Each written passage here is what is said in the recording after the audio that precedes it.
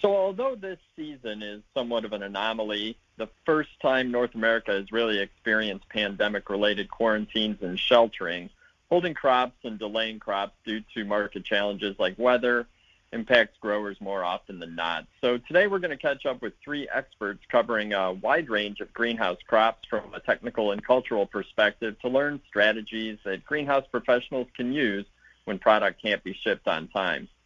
So we'll talk about what crops respond well to holding and delaying strategies, from cutting back to temperature manipulation and chemicals. How can you make those kinds of decisions? And what data do we have to determine how to treat specific crops? Are there any that you absolutely should not hold in certain ways? We're going to tackle all this and much more for seed annuals, vegetative annuals, and perennials with Jerry, Gary, and Chris. The goal is to keep annual and perennial crops alive and saleable longer. I'm Bill Calkins with Ball, and I'll be the moderator for this discussion, and I'm really excited to welcome the guests, Jerry Gorchels, Gary Ballmer, and Chris Fifo, to this call. So first off, can you each quickly introduce yourselves and let the folks listening know your roles within the organization? So we'll start with Chris and then go to Jerry and finally to Gary. Sure. Thanks, Bill. I'm Chris Fifo. I am a product representative for both Keith Seed and Darwin Perennials, and so it's all thing perennial, both seed and vegetative. Before this, I was a head grower in technical services with Swift Greenhouses for 30 years, and so my entire career has been spent growing perennial liners and finished crops. Yes, thanks, Chris. And I'm Jerry Gorchels. I'm with Pan American Seed Company. I've been with Pan Am for 33 years now, and I'm one of the regional account managers, but I was a grower for 30 years before I went into the sales end of Pan American Seed. I've been in the industry for 48 years, and really, to be perfectly honest with you, I've never seen a spring like this. So there's a lot of challenges that we have to deal with and eventually move on from. So hopefully we'll help you with that today. Yeah, and I agree with Jerry on this unprecedented spring. I'm Gary Ballmer. I'm a product and technical manager for Selecta North America. Prior to my role at Ball, I've been head grower production manager for many years across North America, and a lot of experience with these kind of challenges and what to deal with when you're stuck with crop. So I think it's interesting that you guys were all growers in your past. You've all had tons of experience with multiple crops and all sorts of different production situations, and I think you're all agreeing that this is pretty unprecedented, what we're dealing with now. So I'm going to go ahead and start with Jerry and Gary focusing on annuals, and I'm just going to ask you, can you share some different strategies that growers can use to hold crops or delay crops, and maybe what successful methods you've seen and used during your careers? Well, I think, one of the first things our instinct is to turn the thermostat down, to cool things down. As growers, we all know that crops develop slower at cooler temperatures, and at least then we feel like we have some control over them. For the most part, that will work, but there's other crops like Vinca and Pentas that you really can't turn your heat off on. Of course, there's the temperature differentials that we can use to control our growth. There's PGRs. There's growing on the dry side. Quite often, that's the very common one, is keep things dry. And then, of course, using fertilizers appropriate for holding. Basically, it's just the CalMag fertilizers and staying away from phosphorus and ammonium. And then just cutting your feed levels in half will make a big difference too. I think that those are some of the things that I've used to really hold the crops and keep them in good shape. There's other things too, like pinching.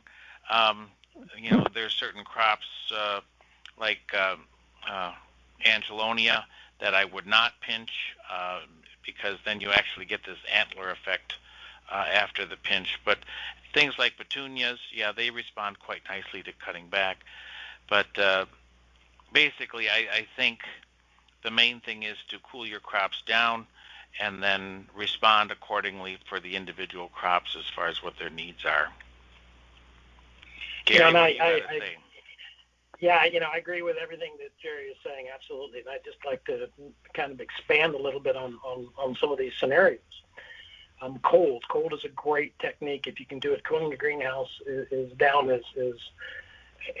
one of the most effective ways we can hold crops without having any kind of serious negative effect. No stunting from the PGR, no having to regrow or loss of shape from cutbacks, etc.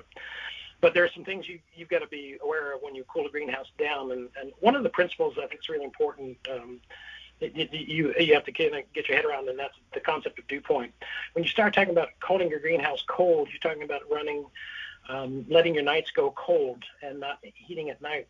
If it's warm, sunny weather, you have to make sure that you ventilate before you go to bed, because otherwise you'll build humidity up and then you'll hit dew point. And when you're trying to hold flowers, open flowers, if you get to dew point in the greenhouse, then you will actually get condensation in the blooms, and then you'll start getting into a botrytis battle. So it's always important. Cold and low humidity in the greenhouse are paramount. And then, PGR strategies can be very, very effective. But it's really knowing, like so many things with PGRs, you really have to know your product, the species specifically, how you're applying it, what the rates and the efficacy of the chemicals are. Simple, broad strokes, let's, hit everything with a 2-part bonsai drench kind of scenarios can lead to some huge major problems post-harvest. Impatiens, begonia, something like that would have no growth after that type of application. So PGR is going to have to be much more precise strategy, species by species, in some cases, series by series, rate-based. So we are working on getting some information together as a group, Ball's technical group, to bring specific species-based information to play. But again, just to reemphasize what Jerry said too, cut back when you have to. Not my first choice, but we can get into that more. And then dry is a good strategy. I like feeding. I never go hungry, but go to a harder feed program is good. I do not like starvation. It weakens the plant. But a hard feed versus a soft feed, I think, is a good strategy. Yeah, I thought of something else too, and this primarily comes from fall pansy growing down in Texas or some of the other hot climates. And right now in the South, you are having a harder time controlling your temperatures or keeping them on the cool side. One thing that I think is very important is not to sacrifice your temperature for light levels. Make sure your light levels stay up as high as possible, and that can also be a very good tool for holding your crops. There's nothing worse than trying to shade your greenhouses to control your temperature, and then under those lower light levels, the crop really starts to accelerate its stretched growth. So, don't sacrifice your light levels for your temperature. I think it's an excellent point, Jerry, and I think it brings up memories of an experience too in a similar situation. One of the problems we had in trying to hold is we had a basket canopy over a bedding crop, and as soon as we removed that basket canopy, light levels improved. The crop started behaving a lot better. Less pressure for botrytis, all the stuff. So that's the other thing too, is if you are trying to hold, try if you can to do it without a canopy over the top. And to Jerry's point, light is your friend, always. Yeah. Yes, it is. Yeah, very important to have those bright light levels. The challenge at this time of year is our light intensities are going up, our days are getting longer, and so that is, increasing our thermal gains within the greenhouse. And so that leads to a larger positive diff and a more of a stretch response on the crops. And so that's where you really got to be aware of that. Outdoors, for some crops is definitely a good option. Full sun, natural temperatures there. You'll avoid any temperature buildup within the greenhouse. But then with that positive diff response, that's where PGRs can come in handy on some crops as well. Yeah, I think when we talk about putting outside, I think that's a great strategy where applicable. I just think, depending on where you are regionally, and what the weather is regionally. Some protection strategy should be in play, whether it be, frost blanket or morning syringing, but trying to avoid the potential of getting frost on a crop. Also, greenhouse tissue that's been grown warmer in the greenhouse, ideally you want to turn the heat down in the greenhouse as low as you can get it for a few days, transition it before you take it outside into the cold, or at least look at a time when you transition it outside where the temperatures are a little bit moderate so that they get adapted to that outside environment. And then light levels too, going from a shadier under canopy greenhouse out into the full sun of outside can also cause some potential damage to the tissue. But outdoors is good when you can do it. Wow, that's a lot of fantastic information. I think that some of the points that you guys made about the regional differences, the fact that, if you are choosing a PGR strategy, it needs to be very crop specific. And just some of the general information is going to be good to keep in mind. So a couple of you mentioned cutting back. That can elicit all sorts of different ideas in people's heads. So can you define what you mean by cutting back during this discussion? And I guess maybe it's how far to cut back or different strategies. And are there specific production or cultural practices that need to be in place after a crop is cut back? Well, primarily, I don't like to cut back perennials unless you absolutely have to. Partially because, there's that handful of perennials that only going to flower that one time per season. But the ones that are more, first year flowering and continuous flowering type of items like, veronicas, dianthus, lavenders, things like this, when we do come to cutting them back, I would say, 50% would be probably about the max I'd like to.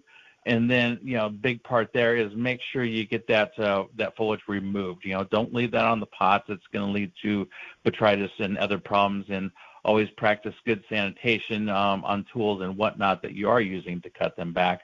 But then I generally like a good preventative fungicide spray afterwards, especially since, like I said, we're holding these crops. And so we're going to have an extended period of time where they're going to be more exposed. We've got those open wounds now. And so I think a preventative spray after cutting is a good idea. Anyone else want to weigh in on cutting? Go ahead. Yeah. Go ahead, Go ahead, Gary. Okay, I will. Yeah, you go, Jerry. So, I mentioned earlier about Angelonia, and this is a prime example of a plant that has the flower spike coming out of the terminal or out of the main shoot of the plant itself. When you remove that, you do two things. You change the shape of the plant where the secondary flowers are going to go more to the outside or spray out maybe at a 45-degree angle, leaving a hole in the center of the plant itself. And you're also going to delay your flowering about anywhere from 2 to 3 weeks. So you have to keep that in mind when you cut things back. Is it a terminal flower or are they axillary flowers? So you have to keep that in mind. A crop like petunias that does branch quite freely, that will have secondary flowers coming along on the side shoots, and that will bring itself back up and fill back in. So just keep in mind what type of habit the plant it has, to start with. Something like a zinnia, for instance, that has that main flower first. If you're holding for 2 or 3 weeks, you could take off that first flower and then let the secondaries come up, and your plants would be just fine. But depending on where you are with when you think you're going to ship, is really going to make that call on whether or not you cut back. Yeah, in my experiences, we use the terms we kind of talked about in 3 ways.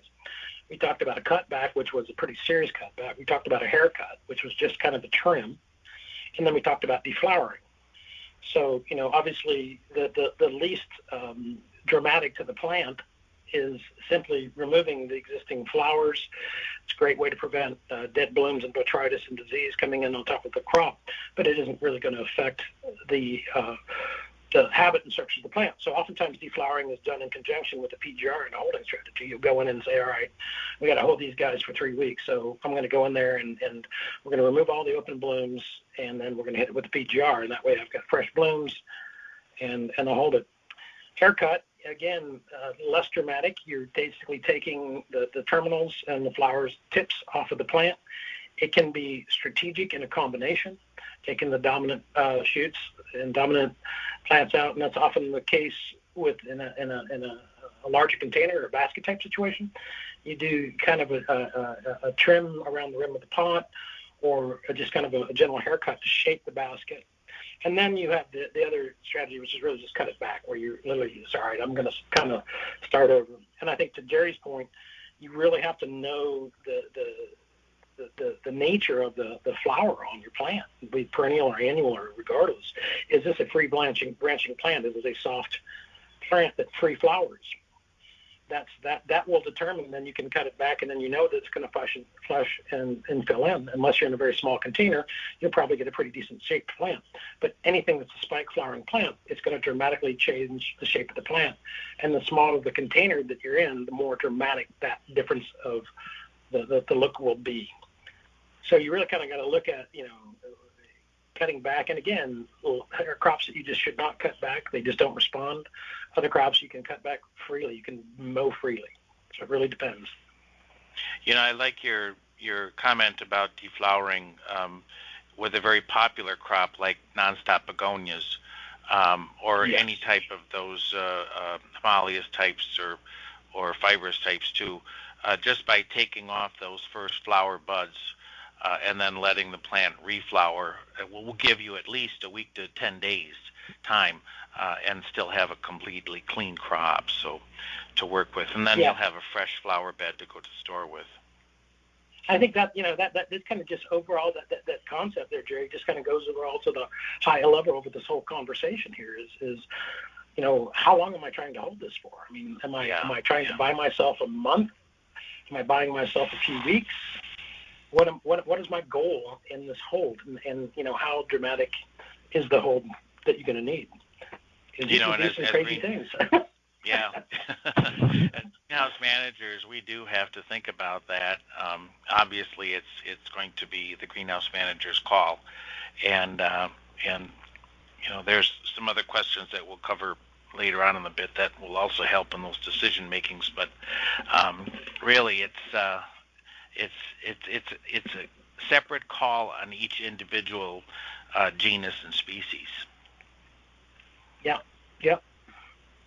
Those are all really good points. And you mentioned, Jerry, Angelonia and some other crops that have that significant terminal type flower. And Chris, you talked a little bit about perennials and which ones you would cut back and which ones you wouldn't, and how not to really paint a broad brush. So how about any in your guys' history as growers, any plans for delaying holding crops that have failed, or what are some bad ideas or crops that just don't respond well to some of these methods?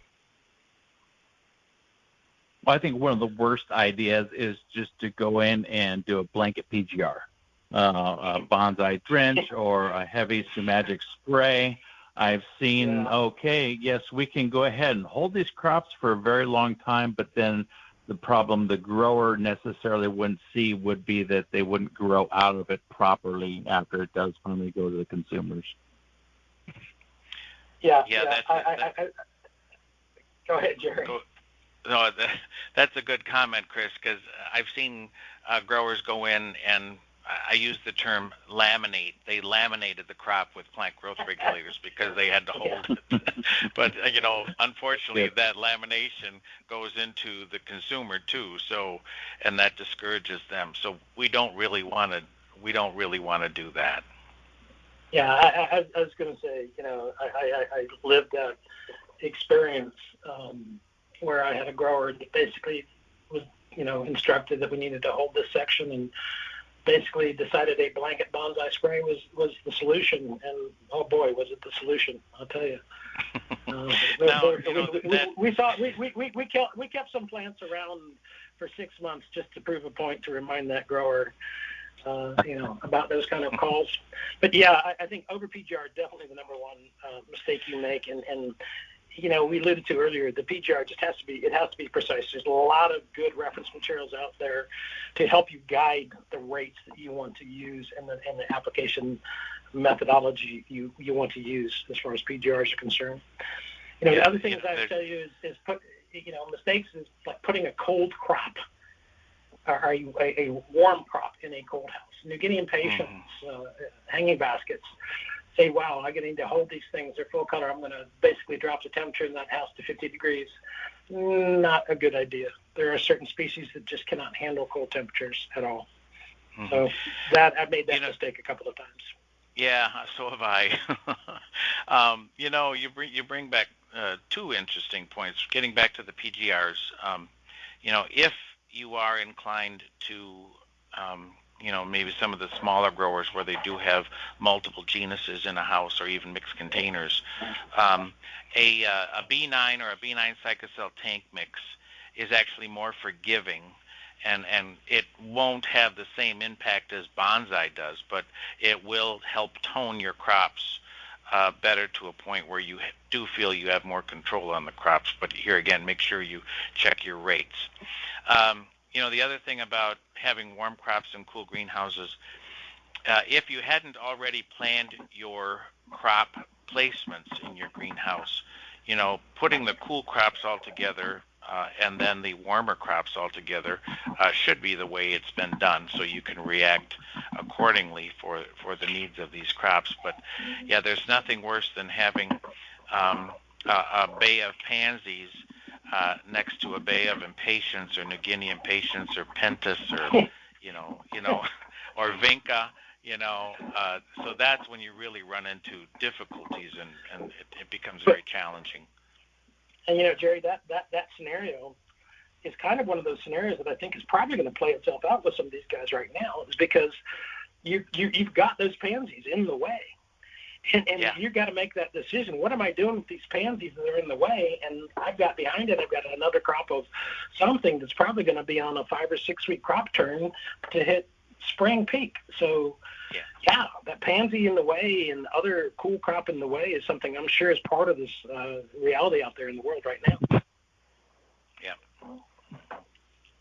So before we go into a little bit more specifics on perennials with Chris, I'm interested in something that we had all talked about a few days ago when we sort of made the decision to have this call, and that was why growers would choose to hold crops versus cutting them back, selecting these different strategies, and what would impact that decision. You've talked a lot about it, but one thing that you guys had brought up a couple days ago that I think is worth getting into is pot sizes. And so if you're growing in packs or in 4-inch or in gallons, I think that would have to have a significant sort of impact on your decision. And also, you referenced it a little bit, and certainly the uncertainty is out there, but it's the timing and number of weeks that you think you're going to have till you go to market. Does anyone want to jump in about pot size specifically and maybe a little bit about timing? Gary, why don't you go first on this one?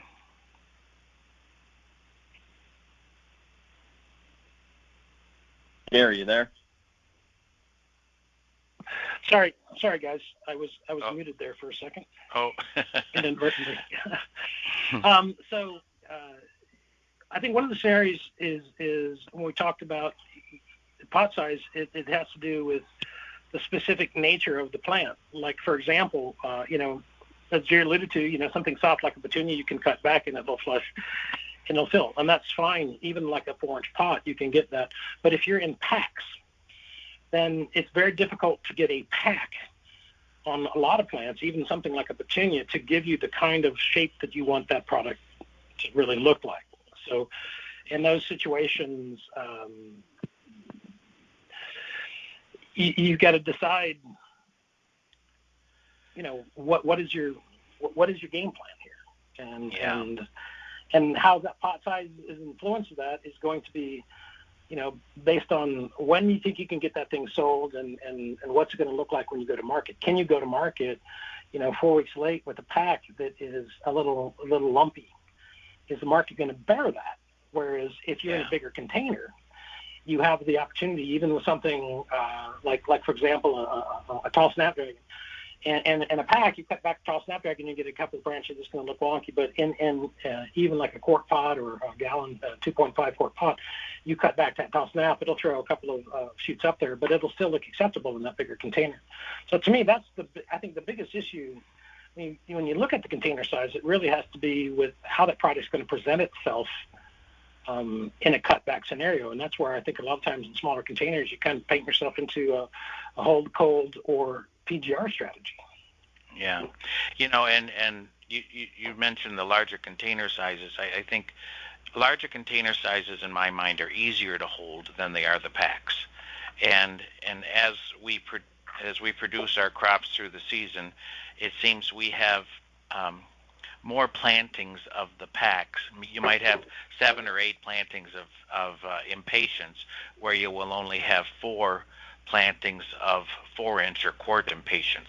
The larger the container size, the easier it is to hold it, dry it down, has more light around the plant itself. It's less prone to stretch like they are in the packs. And I'm going to get ahead of myself in our program here, but as these plantings come on, and if you think you're going to, literally get into the next planting before the first planting goes, I mean, just cut your losses and dump that and start shipping the second one. Just don't even mess around with it. Just absolutely, Jerry. I think that's absolutely true. And I think when you get into these, these smaller containers, and especially ones that are targeted in the front end of spring, is there even going to be a market, even if you could do it, versus the cost that you have to do it? And the other cost that you have to look at about deciding whether you cut and hold the crop is the opportunity cost of that space. Was there another crop that was going to go in that space that you now aren't going to be able to do because you chose to hold and cut this crop back? Is that the best economic decision? That maybe you get to market with a product that's going to be okay? Or do you cut your loss and say, no, I'm going to plant now and I'm going to go to market with the product that was intended on the crop schedule in the methodology that it was intended, so that it hits the market like I grew it and intended it to hit? What's going to get me the most revenue in the end? It's a difficult decision. And this decision process is happening right now. I mean, within the next 2 weeks, we have product on the bench. We have things in the seed house that should be going onto that bench soon, or onto that floor soon. And so, we have to weigh it out. And, it would be great if we had a crystal ball to say, okay, all the garden centers are going to open up again, and, and it's a green light, go ahead. But, it's still not that way. So we're just going to have to weigh it out. But, if it looks like the next crop is coming on, eat your losses. I would agree. And we always used to look at this as one of the most difficult equations that a lot of growers have to face, even in normal years. But in this situation, it's exceptional. But you have to come back to the financial decision. We always use the term, the first dump is the cheapest dump. So that basically means the earlier you are in the production process, the less skin you have in the game. Is it in the plug tray? Well, now I have not invested in the pack, the soil, the labor to plant it, the tag, the movement, the lay down, et cetera, et cetera. So if you can cut the loss, before planting, that's the cheapest one. But the problem is that requires foresight into what's going to happen in the market 6-8 weeks in front of you. So that's difficult to do. But then oftentimes, like I said, we're faced with the reality of now I've got a crop in the way. And that is unfortunately the math that we have to usually decide that we can or can't get in the ground, because there's something that is literally ready to ship that isn't shipped. And that's kind of where I think that we're landing on this conversation. And those are going to be serious calls that are going to have to be made. Another option is to stagger the trims. If we really have to go to trimming a plant back and trimming a crop back, we can, it's uncertainty that's really holding us back here. And so we can do that in stages. Maybe just trim back a third of the crop. And then maybe next week or the week after do a third again if you have to.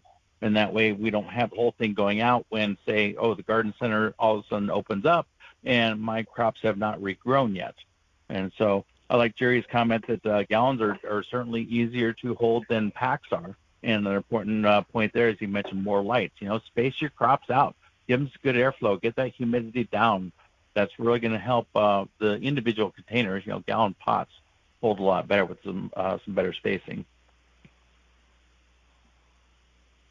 No, those are great points. I guess it's like the song, right? You got to know when to hold them, know when to fold them, and nobody likes to dump, obviously, but this year it sounds like those calls are going to be made and going to have to be made. So I think you guys have given some really good advice, and yeah, I think what Gary said is true. It comes down to that opportunity cost of the space, and it's a good mantra. The first dump is definitely the cheapest dump. So, hey, Chris, I think it's time to talk a little bit about perennials. You have shared quite a bit as we've gone on here, and I know that there are probably some similarities to how you're going to treat your annuals, but can you talk a little bit about growers who have perennial crops that are ready to ship to spring markets and really know where to send them in an uncertain kind of future, and what kind of advice you'd give those folks? Well, there are a lot of similarities to the annuals in, controlling with the moisture, higher light levels, the better. Cold temperatures, that's one benefit that many perennials have. We can hold them at colder temperatures than some of the annuals. And as Gary mentioned before, fertilizer, I don't like completely quitting the fertilizer to hold a crop. That's going to weaken the plant. It's going to make it more susceptible to diseases and botrytis. But do continue with a CalMag type fertilizer and watch the phosphorus levels.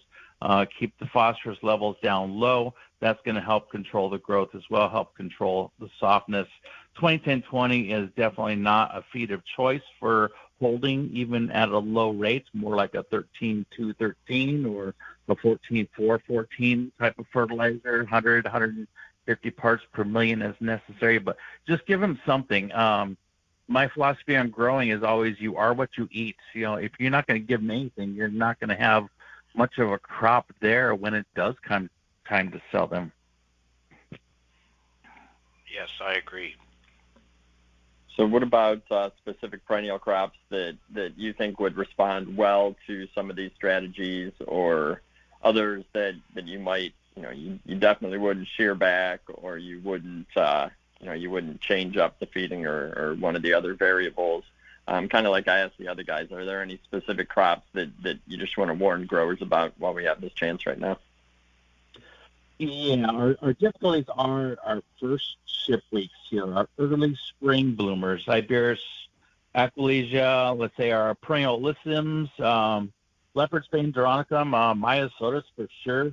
These are one and done crops. And so these, I think, are the most challenging in that we cannot cut them back. All we can do is hold the flowers that we currently have on them.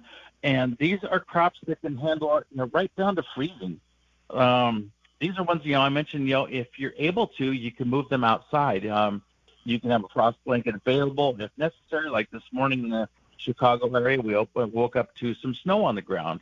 Frost blanket is going to definitely be beneficial, but if these are already acclimated within the greenhouse, already down to cool temperatures in the greenhouse, they're going to do just fine, and we're going to be able to hold those flowers a lot longer on those crops. And so those are some of the most challenging ones, and that's where we want to make sure we keep some feed on them as well, but to avoid excess phosphorus and definitely avoid, say, ammonia-type fertilizers. And so these are the ones I definitely would not cut back. But, there are many others that are first-year flowering perennials now. It's been a big deal. And so we can cut these back as necessary. Achilles, Agastaches, Dianthus for sure, and lavenders. We're going to trim those back. We can either do the haircut method or we can cut them back, say, 50% if necessary. I generally prefer haircuts versus a really hard whack back. But the biggest drawback on annuals or perennials is the time that it's going to take to reflower these. And so if anybody's guessing when the market is going to break, and so do just part of a crop at a time. keep the other half, ready for sale as necessary, but don't do the entire thing. Don't put all your eggs in one basket now that it's Easter time. It's a good illusion right there. Good advice. I really like that. I think I really like that advice from Chris. Don't put all your eggs in one basket. I like that. When we're delving in the unknown, if you have no experience doing a cutback on a crop, then by all means don't do all of it. But learn as we go. And so we have another category, okay, so we have our early spring bloomers, but then we've got our summer and fall bloomers. And so some of those that are manipulating photoperiod and getting some of our summer bloomers to bloom earlier in the greenhouse, say rudbeckias, echinaceae, maybe buddleias, these are going to be another challenge. And so if we've got those in the flower already, one thing you can do is we can cut back our lighting. If we're still doing photoperiodic lighting, we can bring it to natural day length. That is going to extend the blue time on those.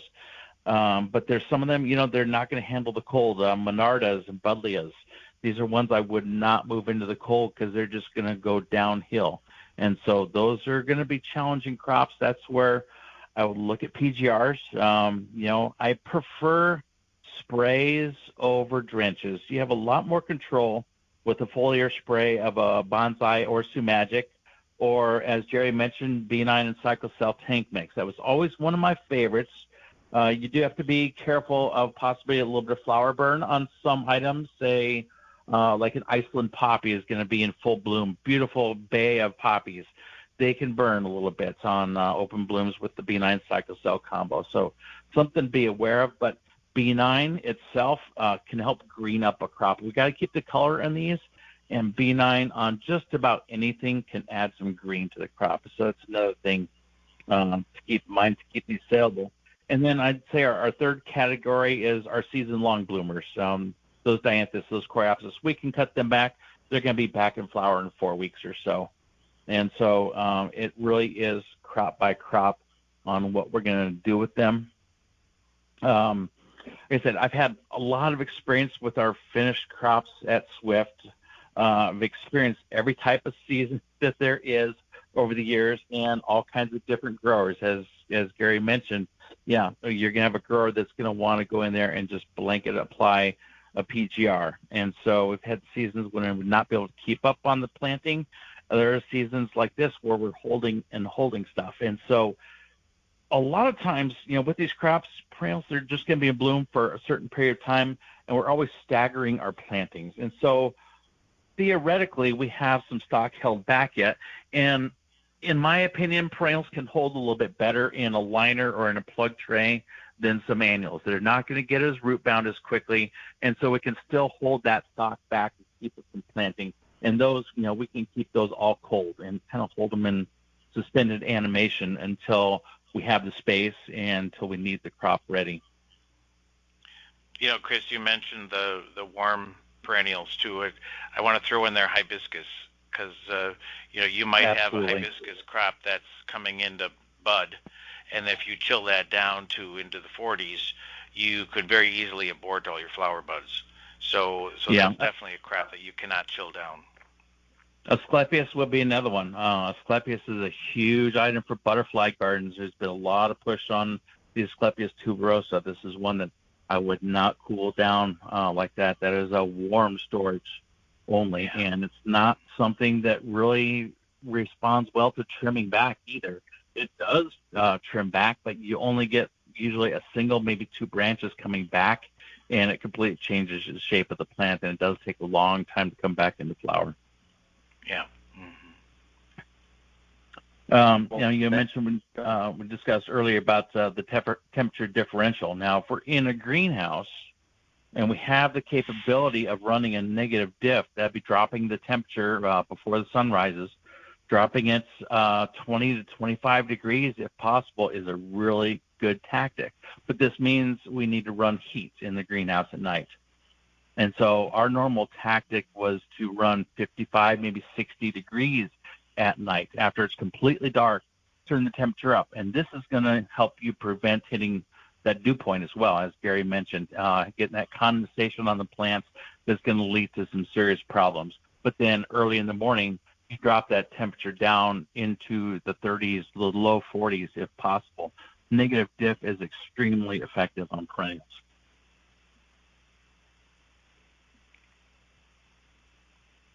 Oh, that's fantastic information. I think this has really been a great discussion. I want to go ahead and wrap it up because I know that the listeners are probably going to need to get back in the greenhouse and back to the computer and continue their planning. So I'm going to give you guys the chance to add any closing comments, catch anything we've missed. Is there anything else that you guys want to share with growers out there who are struggling with this challenge right now? Well, I just want to make the comment that, we're a resource for ball, and please feel free to reach out to us to get information. Reach out through your sales rep. They can get direct access to us, or you can find us on our emails on the websites. And we'd be glad to, if you want to get into more heavily detailed discussions on specific crop situations, we're here to help. And also, yeah, you said it perfectly. Yeah, Go ahead, Jay. I just wanted to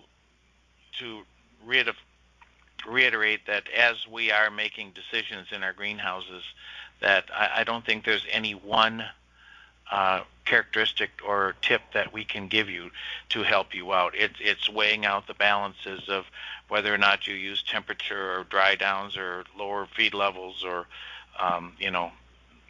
make sure you keep your light high. That, of course, is one that you would definitely want to do.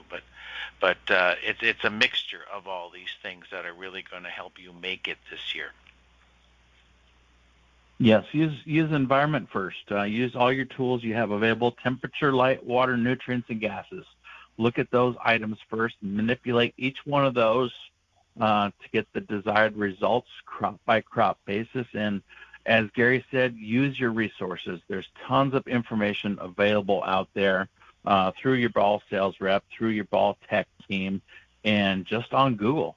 These are tools that Jerry and Gary and I didn't have growing up in the greenhouse, and we had to figure out all the stuff for ourselves without the benefits of Google. So use your resources. Lots of information available to you. Excellent. Well, thank you so much, guys. I know that we're currently living through this unique period in the history of North America and the world. And at Ball, I think we just want to wish the best to everyone in the industry. And hopefully this discussion offered some helpful tips and strategies to navigate the current situation.